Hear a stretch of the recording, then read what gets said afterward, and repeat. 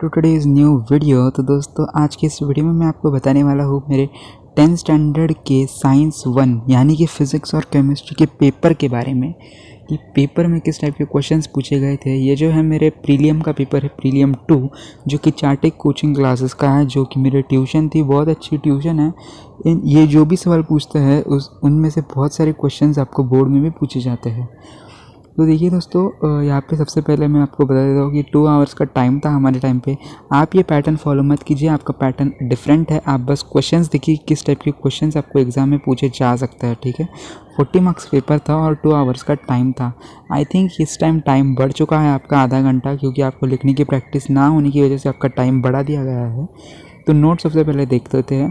Draw well labelled diagram wherever necessary. जहाँ पे भी आपको डायग्राम बोला है वहाँ पे डायग्राम बनाइए, उसे लेबल कीजिए और उसे एनक्लोज बॉक्स में बनाइए, जिससे कि वो पेपर का इंप्रेशन आपका अच्छा पड़ता है। Students should write the answers of questions in sequence.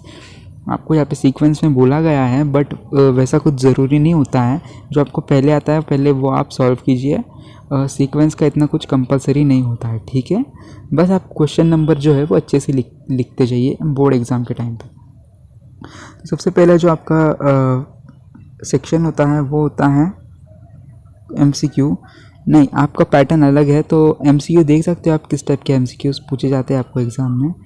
Alkaline earth metals have valency 2. This means that their position in the modern periodic table is group 2. ठीक है, ये आंसर है। ये आपको मेंडलीव का जो चैप्टर है, आई थिंक ये 3rd या फिर 2nd चैप्टर है, उसमें का ये क्वेश्चन है। तो आपको जो आपकी साइंस की बुक है वो अच्छे से पढ़ के जानी है, क्योंकि ये जो क्वेश्चन होते हैं ना वो आपको बीच में से पूछते हैं, आपके टेक्स्ट बुक के नीचे के नहीं पूछते हैं। तो आपको पूरा चैप्टर अच्छे से पढ़ के जाना होगा, ठीक है। इसकी जो आंसर शीट है, मेरे पास आंसर शीट भी है, मैं आपको आंसर शीट भी नेक्स्ट वीडियो में बताने वाला हूँ। तब तक आप चैनल को सब्सक्राइब कर दीजिए, ताकि जब भी मैं आंसर शीट अपलोड करूँगा आपको उसकी नोटिफिकेशन तुरंत मिल जाए। और बेल आइकन भी दबा दीजिए, वीडियो को लाइक भी कीजिए, ठीक है।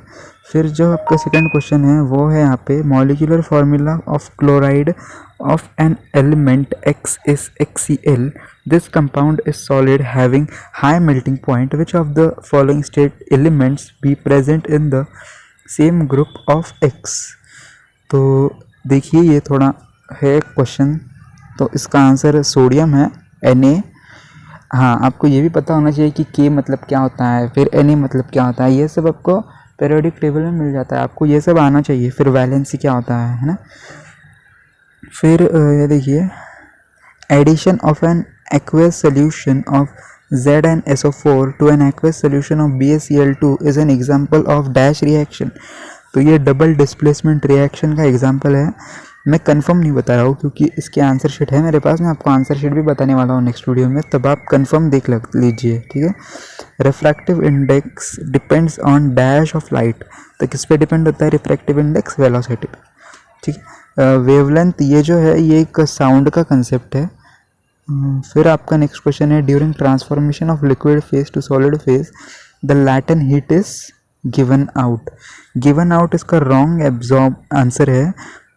मुझे ऐसा लगता है इसका जो करेक्ट आंसर है वो है रिमेन्स कांस्टेंट, ठीक है। गिवन आउट मैंने गलती से टिक कर दिया है, इसका आंसर होगा रिमेन्स कांस्टेंट, ठीक है। तभी भी आप एक बार कंफर्म के लिए टेक्स्ट बुक में आपके देख लीजिए।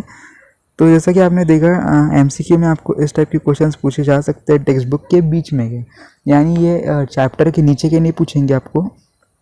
टेक्स्ट बुक में बीच में से कहीं से भी पूछ सकते हैं। तो आपको जो पूरा चैप्टर है वो अच्छे से पढ़ के जाना होगा, जिससे कि आप अच्छे से एग्ज़ाम अटेम्प्ट कर पाओ, ठीक है। फिर जो है आपका match the pairs. Match the pair ज़्यादा तो पूछते नहीं हैं, बट अगर पूछ भी लेते हैं तो देखिए किस टाइप से पूछते हैं। इस टाइप के आपको मैच द जा सकते हैं।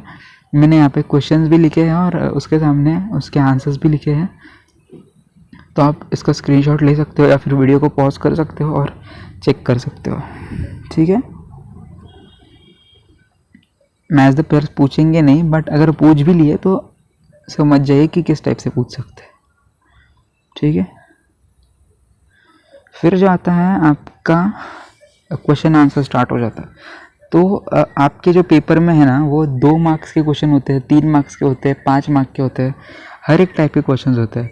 तो ये जो क्वेश्चन अभी मैं आपको बता रहा हूँ वो 2 मार्क्स के क्वेश्चन होते हैं। 2 मार्क्स के क्वेश्चंस के लिए आपको किस टाइप के क्वेश्चंस पूछे जा सकते 2 मार्क्स के लिए आपको किस टाइप के क्वेश्चंस पूछे जा सकते हैं वो आप यहाँ पे देख सकते हो। Identify the functional group and write down condensed structural formula. तो देखिए ये आपका आई थिंक 8th चैप्टर का क्वेश्चन है, 8th या फिर 7th। फिर explain why it is beneficial to use satellite launch vehicles made of more than one stage. फिर differential between AC current and DC current, ये सब आपको पता होना चाहिए। Laws of reflection, laws of refraction, ठीक है, ये सब आपको पता होना चाहिए। हाँ, और एक बात बता देता हूँ, ये जो है ना क्वेश्चन NE5 होता है ना, उसमें आपको 7 क्वेश्चंस देते हैं, यानी कि 2 एक्स्ट्रा देते हैं। तो आप एक्स्ट्रा भी सॉल्व कीजिए अगर आपके पास टाइम होगा तो, क्योंकि एक्स्ट्रा सॉल्व करने से क्या होता है, आपको अच्छे मार्क्स मिलते हैं। गलती से टीचर लोग एक्स्ट्रा काउंट ही नहीं करते हैं, वो भी आपको गिन के मार्क्स दे देते हैं। मेरे साथ ऐसा बहुत बार हुआ है। तो आप ट्राई कीजिए कि आप एक्स्ट्रा भी सॉल्व करें, ठीक है। फिर what are the laws of reflection पूछे है। रिफ्लेक्शन ये 9th में था, रिफ्रैक्शन 10th का है। डिफाइन द फॉलोइंग टर्म्स, यहाँ पे आपको कोई किसी के भी डेफिनेशन भी पूछ सकते हैं, तो आपको डेफिनेशंस भी आनी चाहिए।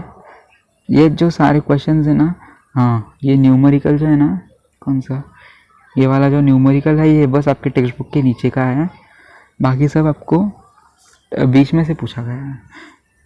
It takes time for piece of Shahabad tile to disappear, हाँ, ये भी आपके टेक्स्ट बुक के नीचे का ही क्वेश्चन है, ये बीच का नहीं है, टेक्स्ट बुक के नीचे का ही है। तो आपको इस टाइप के क्वेश्चंस पूछे जा सकते हैं 2 मार्क के लिए। फिर आता है 3 मार्क्स के लिए। 3 मार्क्स के लिए आपको इस टाइप के क्वेश्चंस पूछ सकते हैं। मेरिट और डीमेरिट्स तो आपको पूछते ही हैं मेंडलीव्स पीरियोडिक टेबल के, तो आपको डीमेरिट्स और मेरिट्स अच्छे से करके जाने हैं, क्योंकि ये बहुत बार पूछा गया हुआ क्वेश्चन है, आपको ये आना ही चाहिए, ठीक है।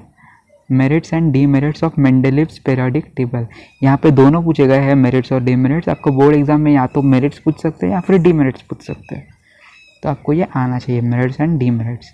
फिर आपको इलेक्ट्रॉनिक कॉन्फ़िगरेशन भी आना चाहिए, 3 मार्क्स के लिए आता है ये क्वेश्चन। फिर draw the figure and explaining various terms related to lens and defined terms in it.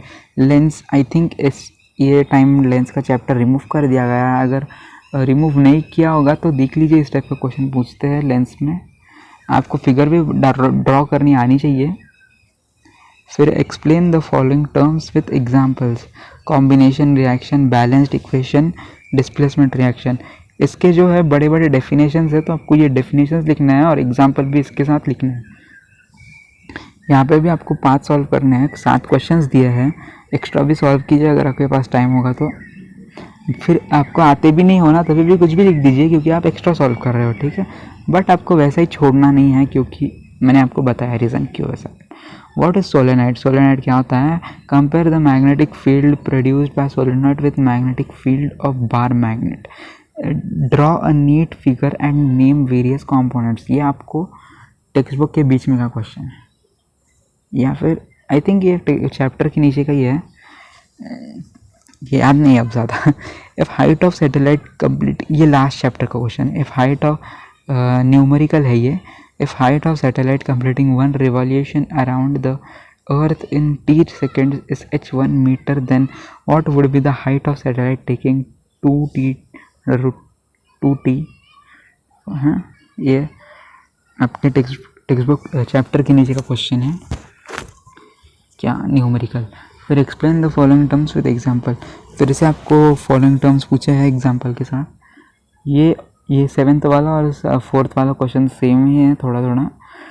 फिर आता है 5 मार्क्स का क्वेश्चन। 5 मार्क्स के क्वेश्चन के लिए आपको क्या कर सकते हैं, एक कोई भी सेंटेंस दिया जाएगा, फिर उसके ऊपर बेस्ड आपको 5 छोटे छोटे क्वेश्चन पूछे जा सकते हैं, ठीक वैसे ही जैसे कि इधर किया है। लास्ट क्वेश्चन में आपको आई थिंक 5 मार्क का क्वेश्चन होता है, उसमें 2 दिए गए होते हैं, उसमें से आपको एक सॉल्व करना होता है 5 मार्क के लिए। आपको फिर पैसेज भी दे सकते हैं, या फिर कोई बड़ा क्वेश्चन भी पूछ सकते हैं, कुछ भी बता सकते हैं आपको, इस टाइप के क्वेश्चन भी पूछ सकते हैं। An element has electronic configuration two eight two ना आंसर द फॉलोइंग क्वेश्चन, है ना, आंसर द फॉलोइंग क्वेश्चन, या फिर पैसेज दे सकते हैं, उसके ऊपर आपको क्वेश्चन पूछ सकते हैं।